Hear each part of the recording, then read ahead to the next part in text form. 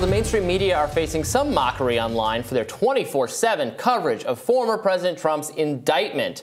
Networks followed Trump's every move yesterday, including his flight to Manhattan from Mar-a-Lago. According to Mediaite, static shots of Trump's plane are the new empty podium coverage.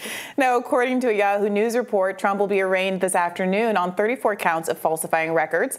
The president will not be handcuffed or have a mug shot taken. DA Alvin Bragg apparently nixed the fanfare after consulting with Secret Service and law enforcement agencies. I mean, I saw some people referring to all of the static shots of the vehicles and whatnot as a kind of O.J. Simpson Bronco coverage. It was evincing that sort of feel of, impending doom or scandal or spectacle or something like that.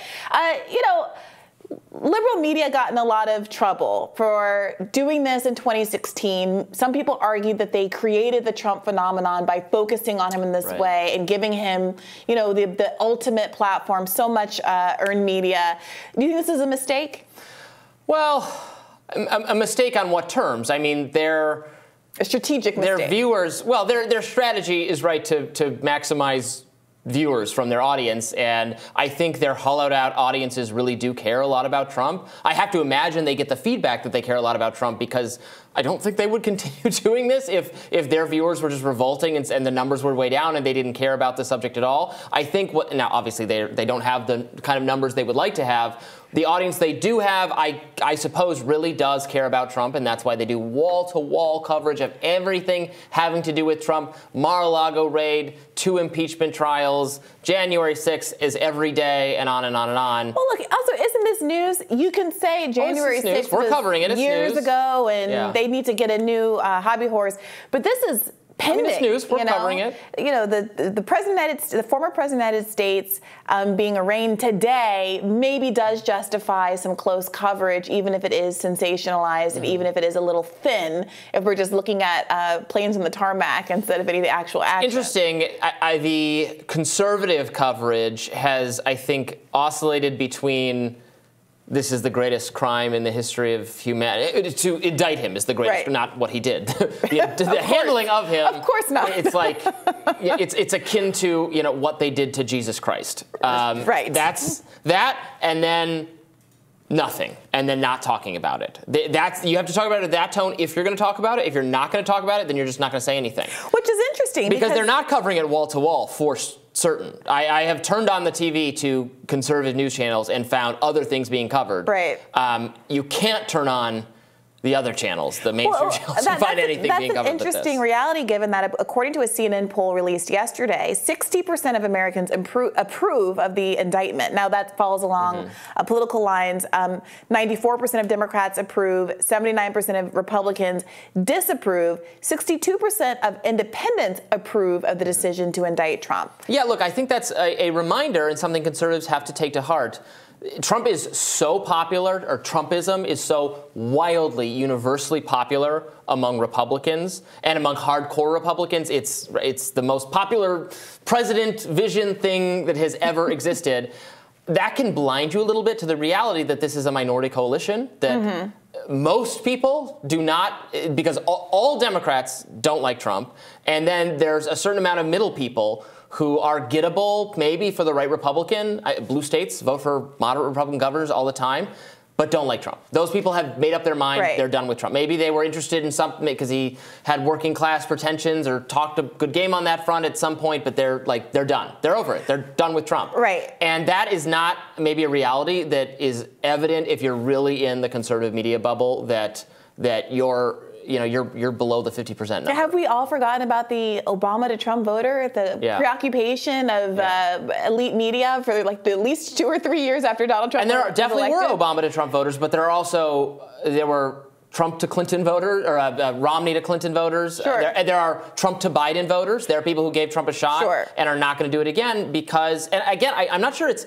necessarily because of his policies or the kind of country he presided over, but the really kind of embarrassing and self-sabotaging way he went out at the end really did himself no favors, and he's dealing with that. Do you think there's something to the Ron DeSantis approach of addressing what's going on with Donald Trump and the indictment, by saying Bragg is a bad guy. The Attorney General is on doing a political witch hunt, but also, hey, I don't know so much about payments to porn stars, and leading into the salacious aspect of it.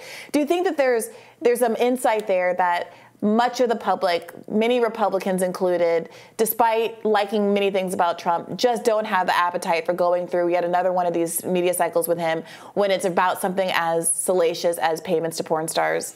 Yeah, I think so.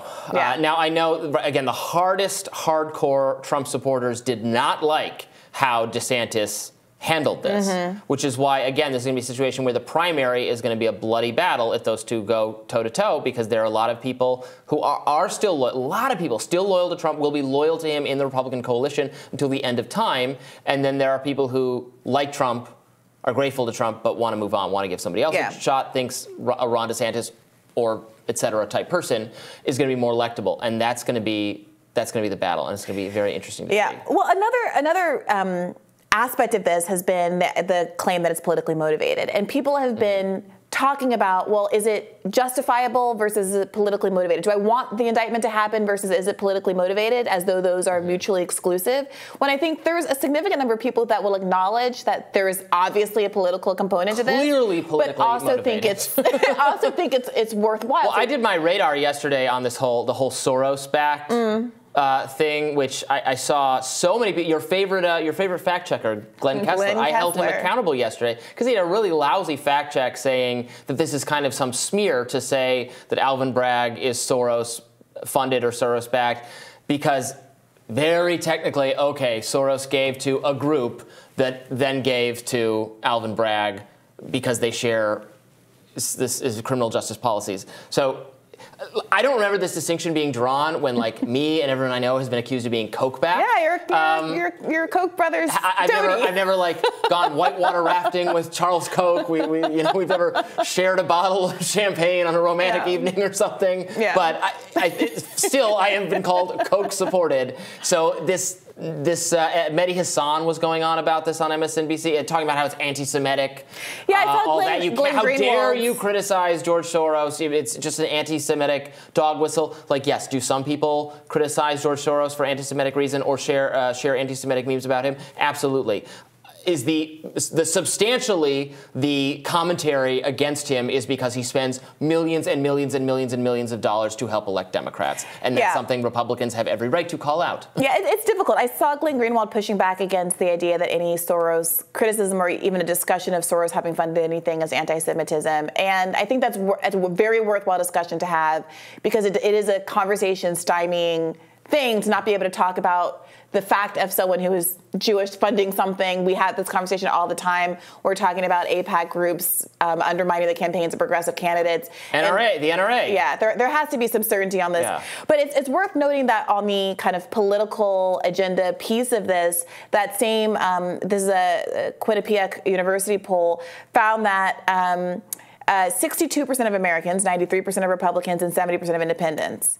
So most Americans thought the indictment was mainly motivated by politics, at the same time that most Americans also think it's a good idea. Yeah, it's interesting. I mean, as you said, those are not mutually exclusive things. It's clearly politically motivated. And, we have to wait to see what the evidence is. There's a lot of speculating.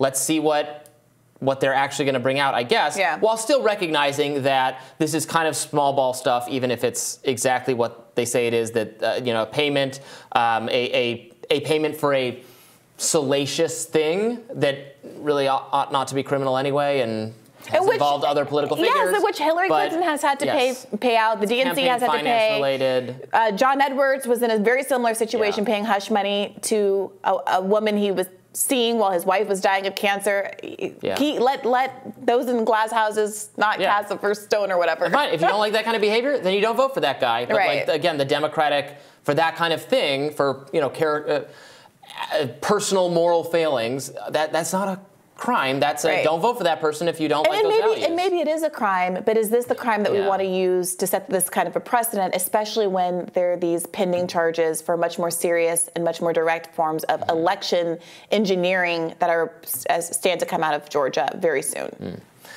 Well, we'll have more Rising right after this.